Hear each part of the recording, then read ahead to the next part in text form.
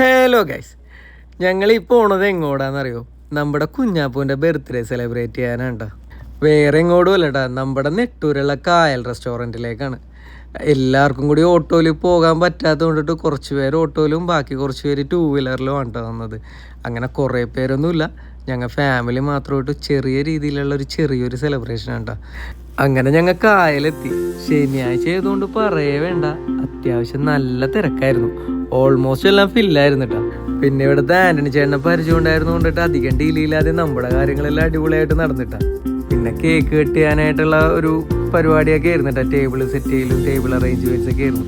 നമ്മൾ square table കിട്ടാൻ വേണ്ടി കുറച്ച് നേരം നമ്മൾ വെയിറ്റ് ചെയ്തു. പക്ഷേ നല്ല തിരക്കായിരുന്നുകൊണ്ട് സ്ക്വയർ ടേബിളൊന്നും ഫ്രീ ആയിരുന്നില്ല കേട്ടോ.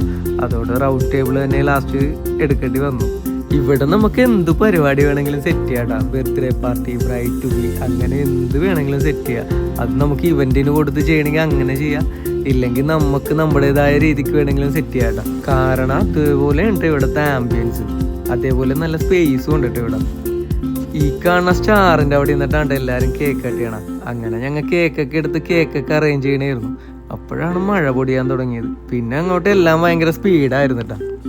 ഇതാണ് കേട്ടാ നമ്മുടെ കുഞ്ഞാപ്പൂന്റെ ബർത്ത്ഡേ കേക്ക്. ഇത് ഉണ്ടാക്കിയത് വേറെ ആരും അല്ലട്ടാ, നമ്മുടെ കേക്ക് ഫെയറി ബൈ ജുവീറ്റാണ്.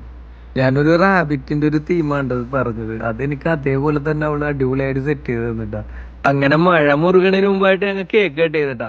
പോപ്പർ പൊട്ടിച്ചത് ഏത് വഴിക്ക് പോയെന്ന് പോലും ഞങ്ങൾ കണ്ടില്ല. അങ്ങനെ കേക്കും കട്ട് ചെയ്തു, കുഞ്ഞാപ്പിന് കുറച്ച് കേക്കൊക്കെ കൊടുത്തു.